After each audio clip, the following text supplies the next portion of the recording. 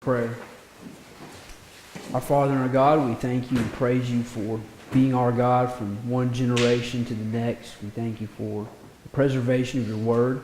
Pray that you give us understanding as we look into the Hebrew text today. We thank you for the work you've done in my Aunt Joni's health.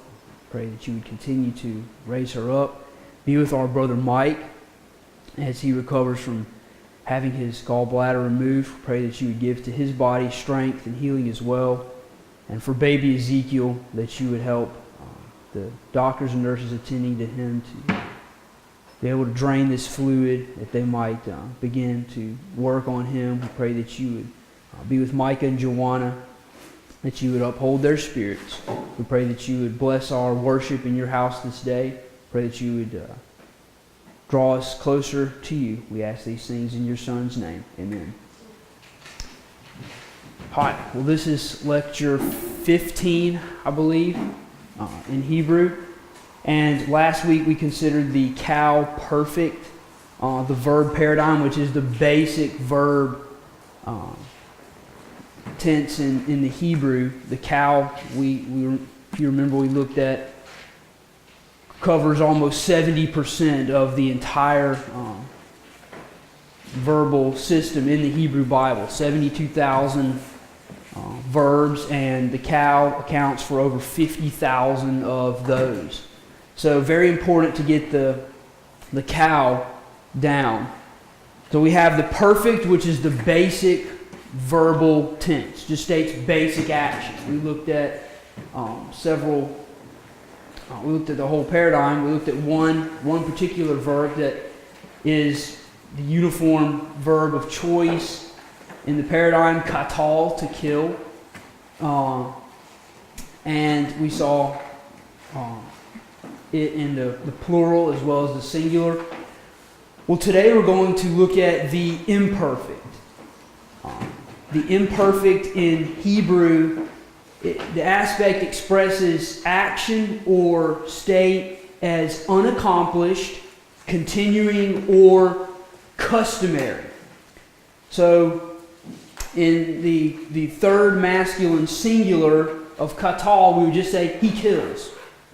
Basic statement. The imperfect, in your translation as you work through the Hebrew Bible, and you come to the imperfects, you want to supply the word will. In the third masculine singular, in the cow imperfect, you would translate that, he will kill. Or he will guard. He will walk. And you want to supply will with the imperfect. It's not imperfect in the sense that the action was not accomplished. That's a common misunderstanding. It just shows they plan to do something, or it's a continuing act. One of the most common verbs in the Hebrew Bible is vayomer, and in the cow imperfect paradigm, the third masculine singular is going to be written like this, with the yud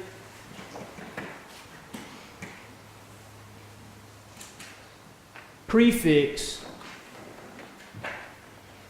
and you have the shortened holum between our tet and our lamed. So the imperfect takes prefixes rather than suffixes. You remember when we went through the cow perfect paradigm, every one of the verbs took a suffix. When the imperfect, all of them take a prefix, not a suffix. So you'll see the suffixes in the perfect, the suffix coming at the end of the word.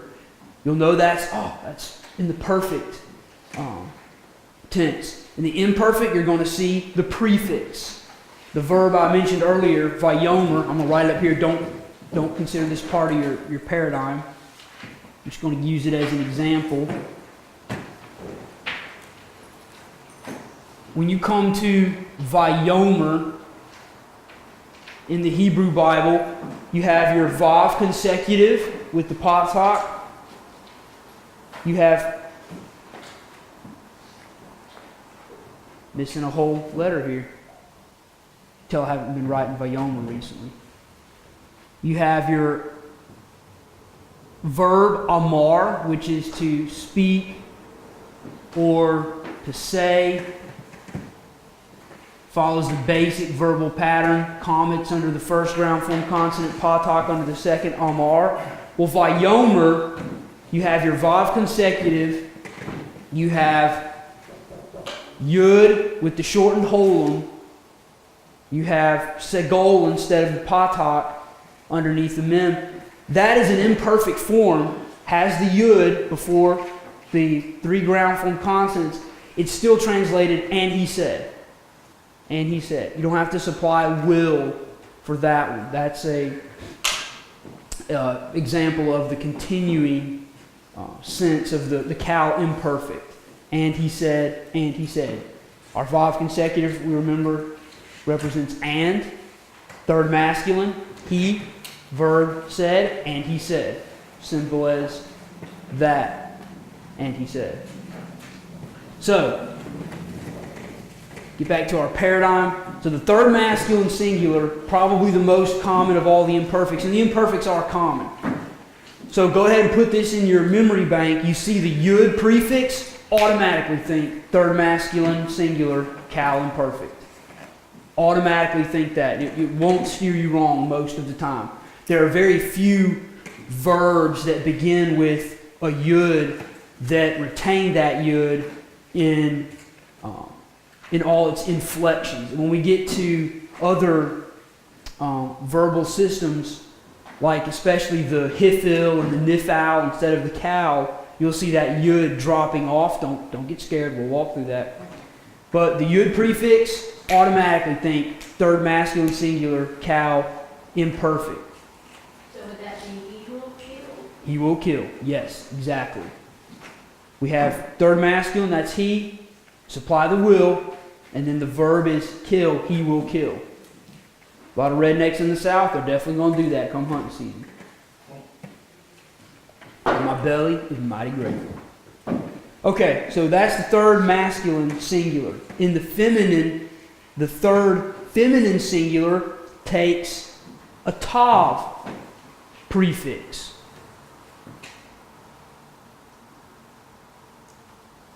And if you thought the cow perfect paradigm was easy, the imperfect is much easier.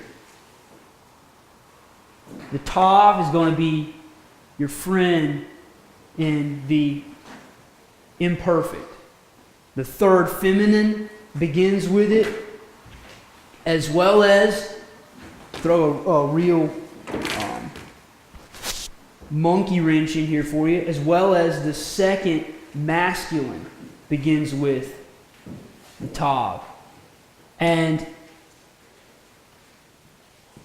context will determine for you whether the subject in view is male or female.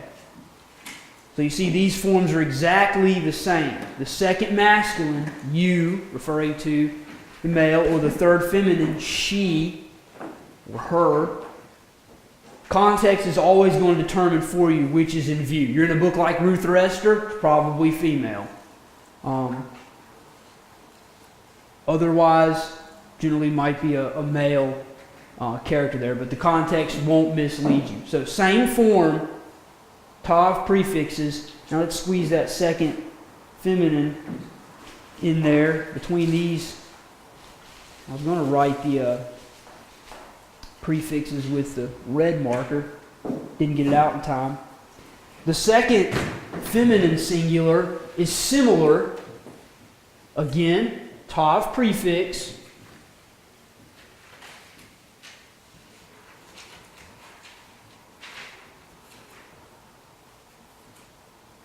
And then we have Hirik Yud. We actually have a little bit of a suffix there.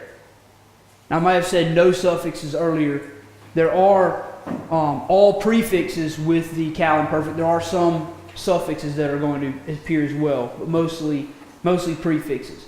So we have, if my words are all running together, you have tav prefix, you have shavaz, 2 shavaz in a row, underneath the kaf and the tet, which means that the first one is silent because it's got the short vowel, and the second one is pronounced. So this word in Hebrew would be tik tali. So the second feminine, you will kill. The you subject there being feminine, of course. So we have hirik yud. Other than that, we're following a pretty uniform pattern here. We got tavs appearing everywhere, lots of shortened holums, and the hirik yud suffix there. Now let's move to the common.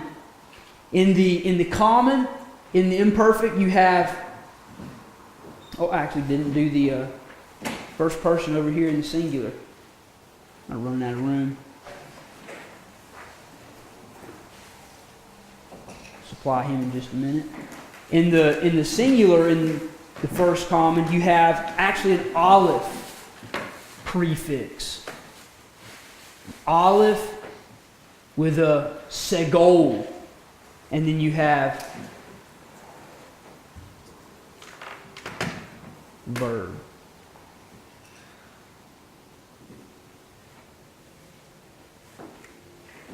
So you have an aleph prefix in the first common singular.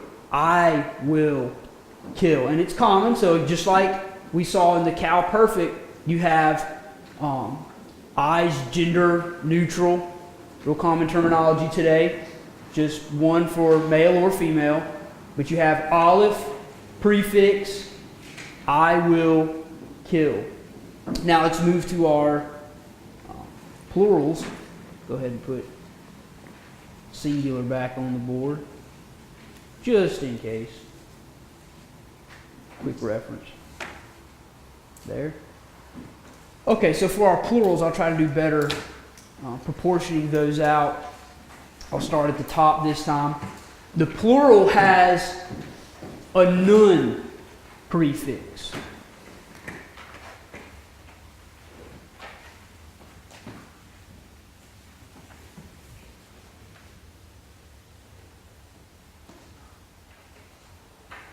You have first common singular, you have the aleph prefix. First common plural, you have the nun. No other prefixes are going to carry either of those consonants. Now the aleph is a guttural, so it gets a unique vowel, the segol. The nun takes a regular old hirik, like you've seen with the other prefixes, just a hirik. So niktol. This is in the first common plural, so it would be we will kill. We will kill. So the nun is unique, first common plural. Aleph is unique, first common singular. Again, you see those prefixes and you recognize the 3 ground form consonants of your verb, then go ahead and assume that we're dealing with a first common singular or plural. Now for the second masculine plural, we have another prefix and a suffix. Again, tav, you guessed it.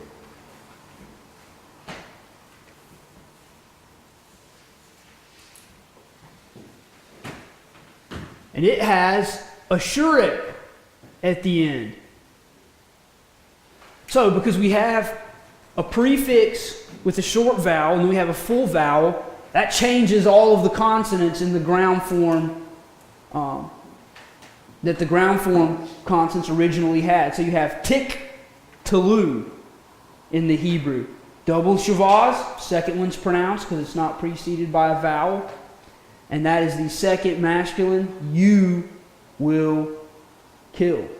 So again, tav, prefix, shurek, suffix. Close to the second feminine, but a different vowel. So, for the second feminine plural, Go back to my chart over here, make sure I'm getting them right. Well, this is going to be fun. All right. The second feminine plural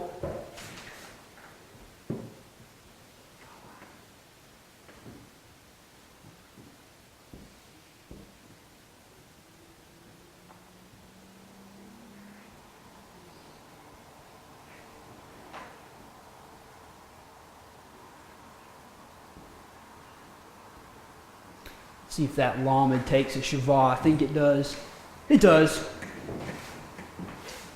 This is why when you do a Hebrew homework, always use double spaces. So your Shavahs from one word don't get confused with shortened holums in the second word.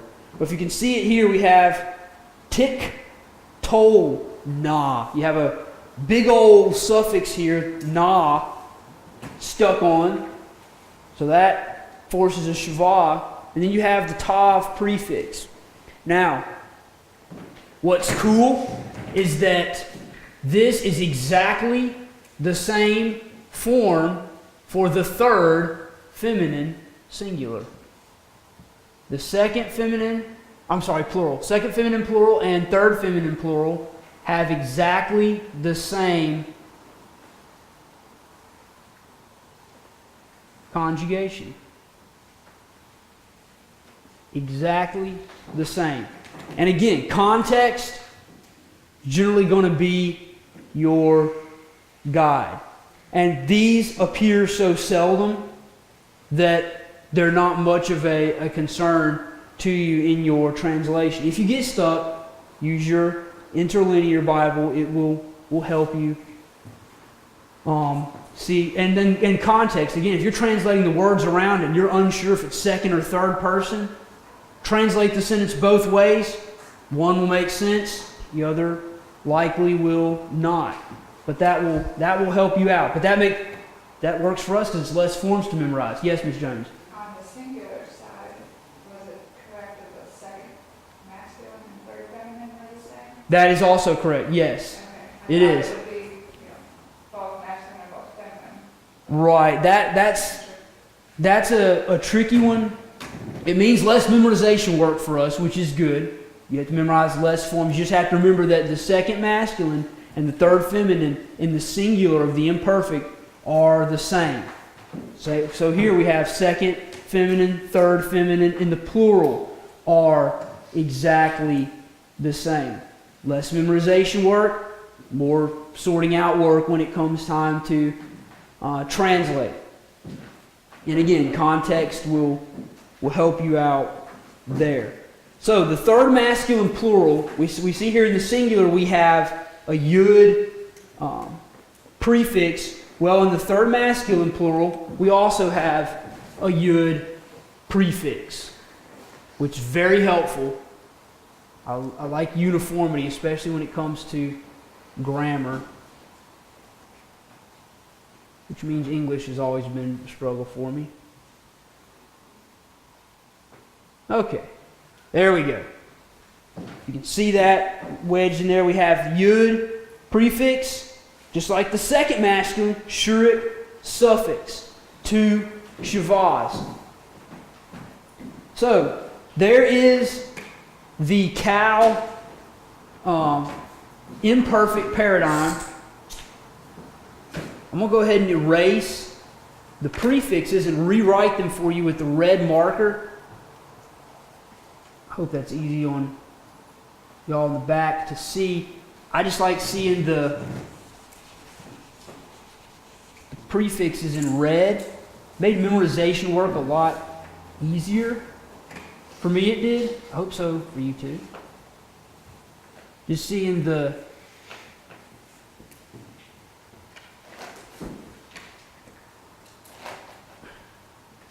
uniformity of the Hebrew. You have very little changes, very few changes taking place.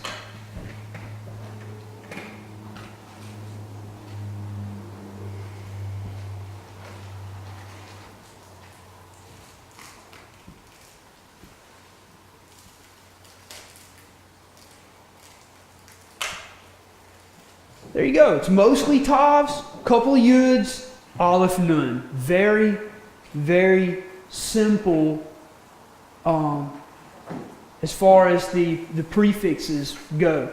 Suffixes, not hard either. You've got a couple of shuriks in the plural. That helps you distinguish the second masculine and the third masculine in the plural.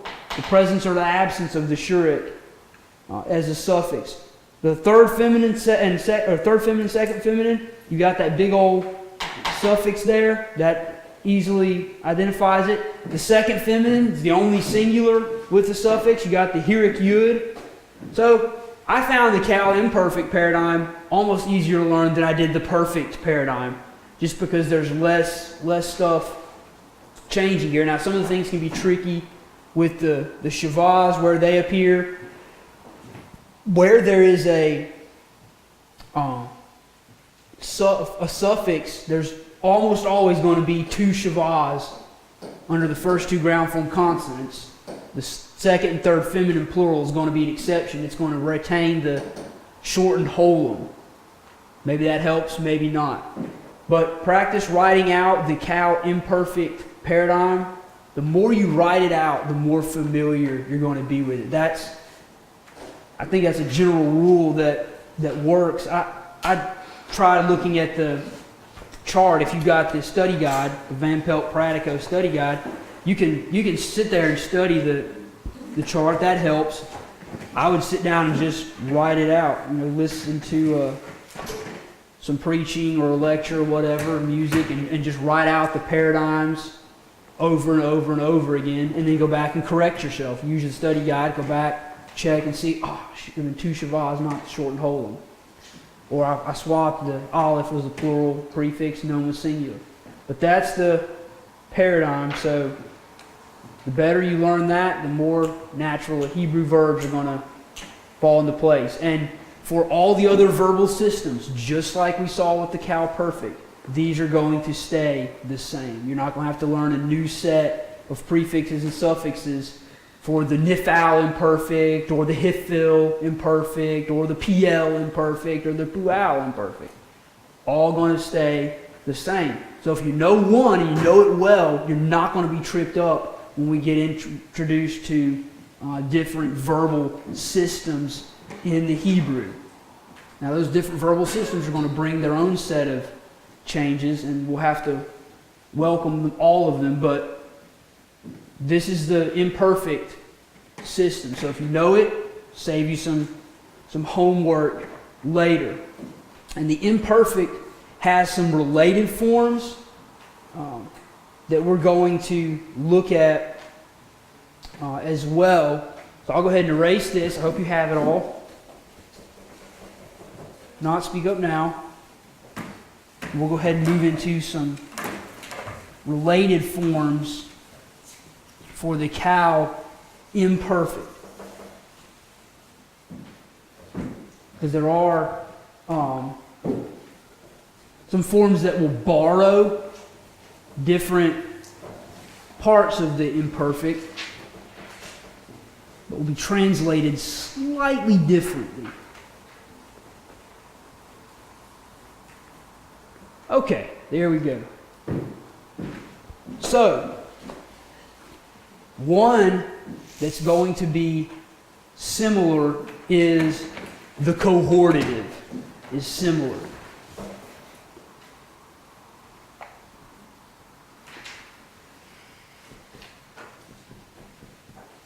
Cohortative is the name. And it is always in the first person. Go ahead and write this out for you.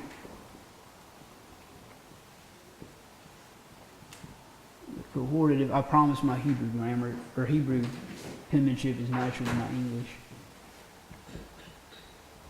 And it's not because my mother didn't try. My father says genius is half poor handwriting, and that's what I mutter under my breath as I write out my English words.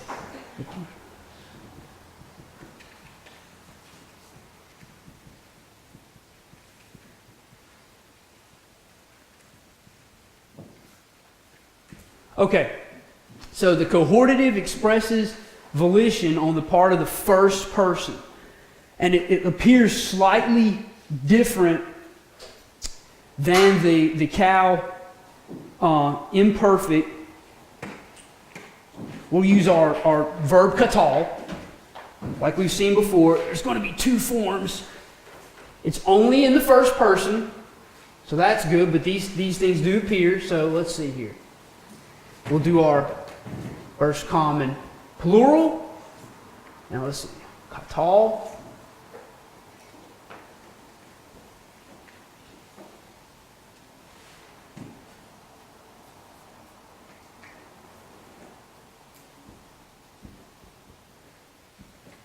Here's the first common plural, first common singular. Going to have Olive taking the segol again, those gutturals. They like those different vowels. Always got to stand out, you know. There's some like that.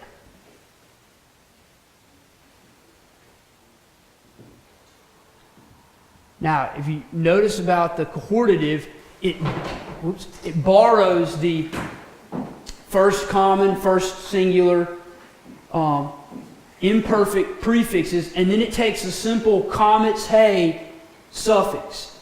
Now, how you would translate this, and it's not rare in the Hebrew Bible, but it's not exactly common either, the cohortatives, but it's still important to know them. It would be in the plural, let us kill. And the singular, let me kill. The subject wants to commit an action. The cohortative expresses volition on the part of the first person. So let us, let me, and then supply the verb. So the cohortative, very simple, slight modifications to the imperfect form to come up with the cohortative. So grab that, if anybody's still writing, and then we'll look at one more, and we'll save the imperative for next week.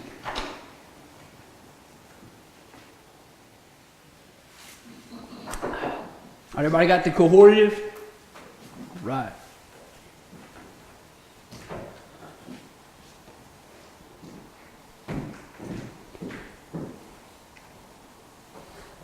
Next one's got a cool name, the jussive. Jussive, Jussive. And the jussive is very uncommon.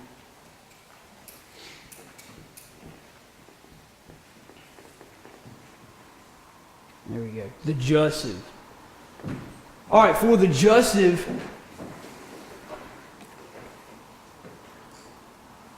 it expresses more a wish or a desire. So it's going to be the second and third person. And in the cow, you're going to have the same forms as you do in the imperfect. And we'll talk a little bit more about that in just a minute. So for the second person, we'll do second masculine, since those are generally more common. And then for the third masculine, so same form, and the jussive expresses volition in the second or third person.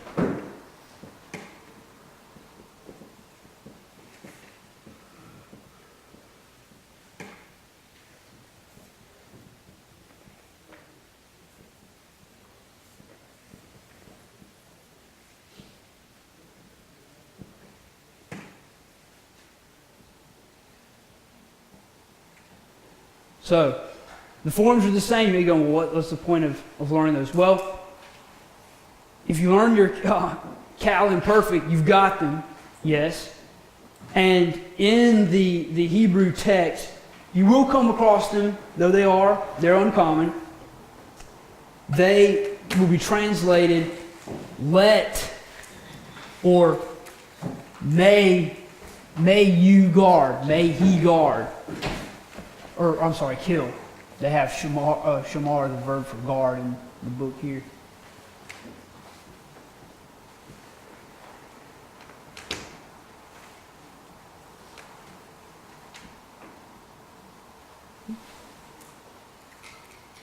Do better than that.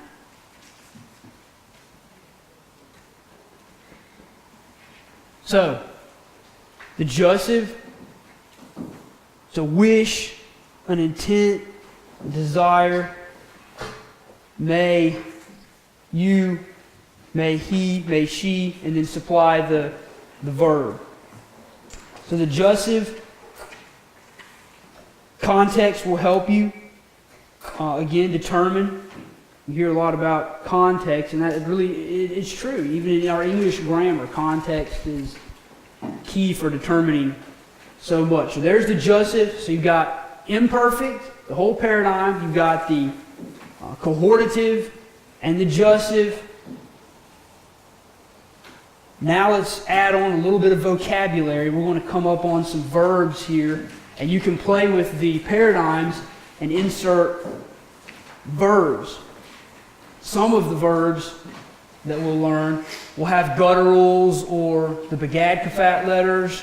Those will affect the conjugation somewhat differently than katal will. It's one of the reasons I think they use katal for the standard form, is because they don't, that verb doesn't have any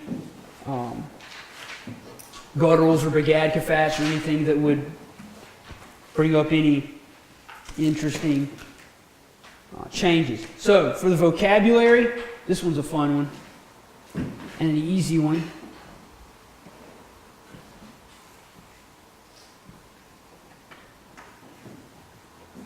Sar. Very simple monosyllabic word. Sar. And it means prince, chief, ruler, chief official.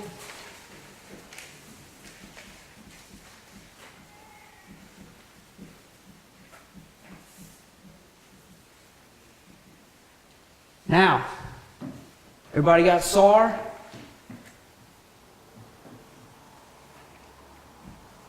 Let's feminize it. You have Sarah, or the name Sarah, princess. You've probably all heard that Sarah means princess. Well, it's a Hebrew transliteration of the feminine for Sar. So Sarah, princess.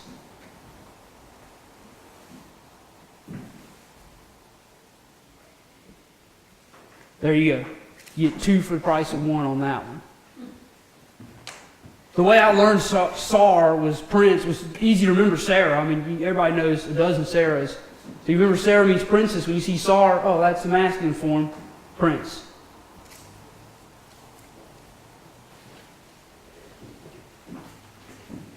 Next we have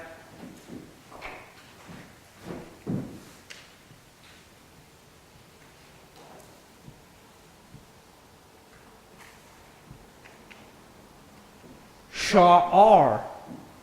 You have that guttural there, holding that short vowel. Sha'ar. This word appears almost 400 times in the Hebrew Bible. It means gate. Gates were a whole lot bigger and a bigger deal in the Old Testament than they are today. You think of gate, you think of, well, it's passing into somebody's garden or something. City gates were a big deal in the Old Testament. So Sha'ar is a good one to know.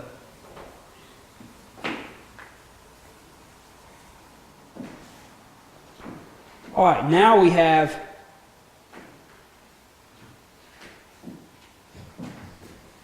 another monosyllabic word. And this word, you want to try pronouncing that one for me? 8. 8. Yeah, just like our number 8, or I just ate a delicious meal, 8. Very good.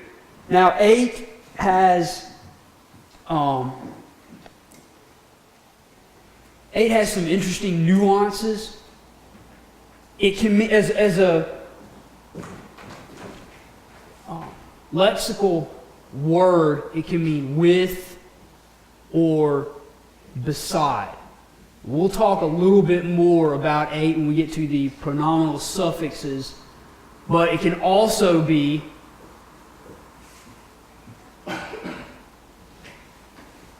the direct object marker in a sentence.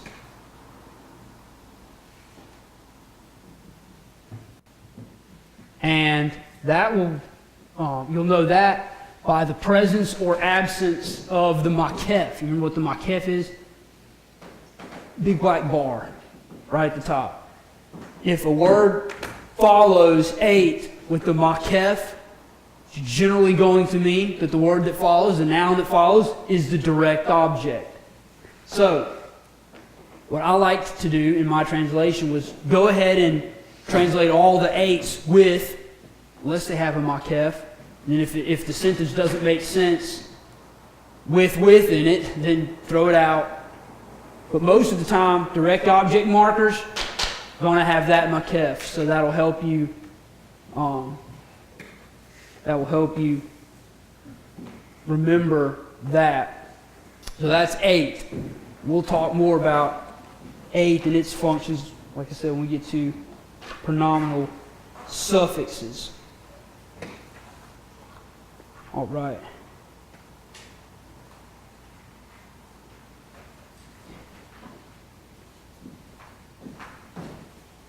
Do a couple more.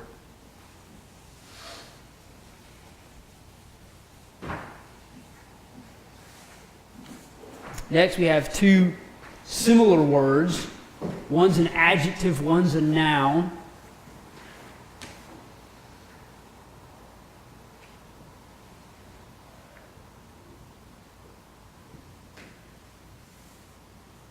We have hakam, and then we have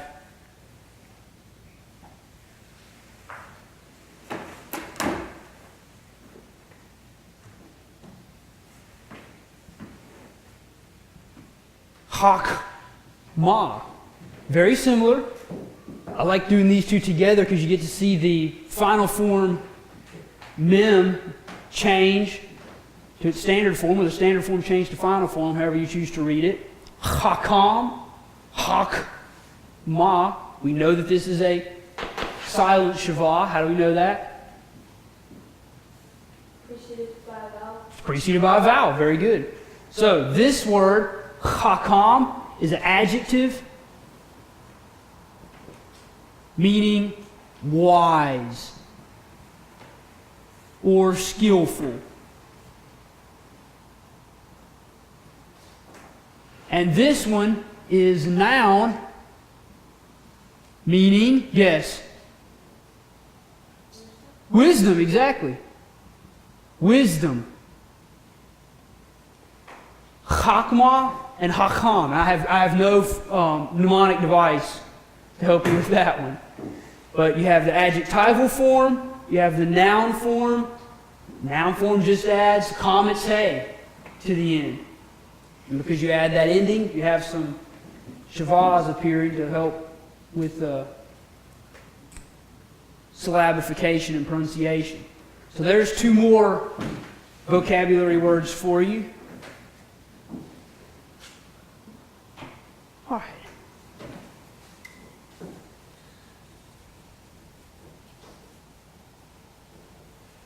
Keep going with just a few more. Since I got a few more here. Oh, this one's good. Hope you form a whole Hebrew sentence here. Peh. Just peh. I know, I like saying that too. Peh. This one means mouth.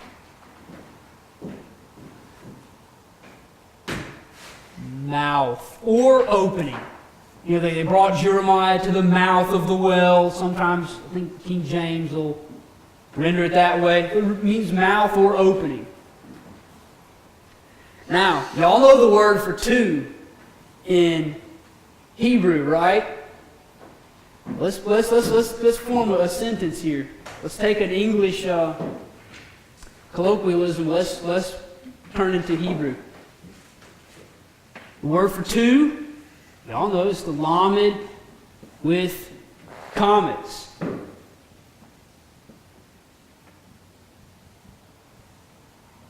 Mouth to mouth.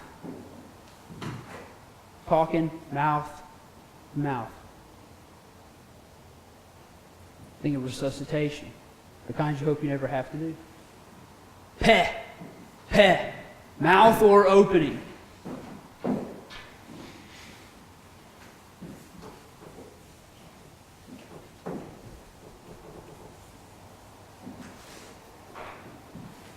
And then we have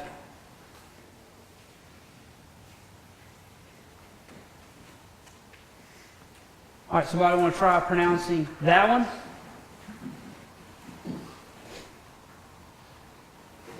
Doll. Doll. Doll. Sounds like our English word doll, that toy that girls first want to play with. And that actually was my mnemonic device for remembering it. It means poor, weak, or needy. There's nothing more needy and poor and weak than a little helpless baby doll. So that was my mnemonic device, as goofy as it is. But hey, I got doll on the test, so works. Works. Doll. Poor, weak, or needy. Also, another good adjective to store away. Okay, we got two more, and we're going to squeeze them both in. This next word is both an adjective and a verb. As an adjective, zakane, it means old. Oops. Aged. But as a verb, it means it's a stative verb. Remember we talked about stative verbs last week. Well, there's your sere, letting you know it's a stative verb. The state of the state is to become old. Actually, put my parentheses here. The gigantic parentheses, but there you get the gist of it. To be old, to become old, it's a stative verb. It's stating something about its object, that it's old. Zakane. One more, and then we'll wrap it up. We'll wrap it up on a high note.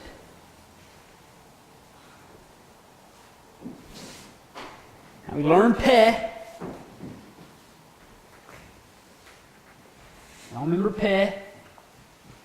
We had the gag to fat letter pay with the dogish. This one does not have the dogish. Somebody try to pronounce that one for me. Yafeh. Yafeh. Yafeh. Very good. Caught that the pay did not have the dogish.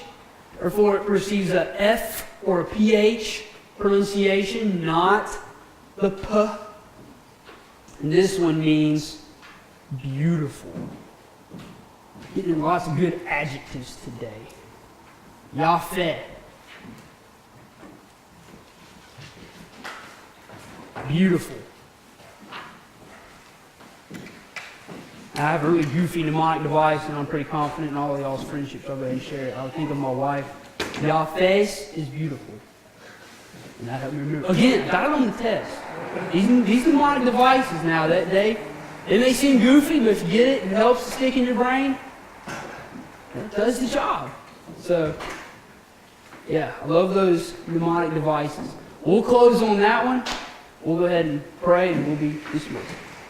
Our Father and our God, we're grateful for the time we can be in your house with your people. Pray that you would be with Pastor Little as he stands to declare your word to us. Pray that you would fill him with your spirit and with power. Pray that you would write your word on our hearts that we might walk in its light all of our days. Help us in our daily studies of your word and daily meditations upon your word. Pray that you would take this knowledge of the Hebrew language, help us, use it to help us understand your word, to study it out. We thank you for giving it to us. We thank you most of all for the living word that became flesh and died in our place that we might have life with him everlasting. It's in his name that I pray. Amen.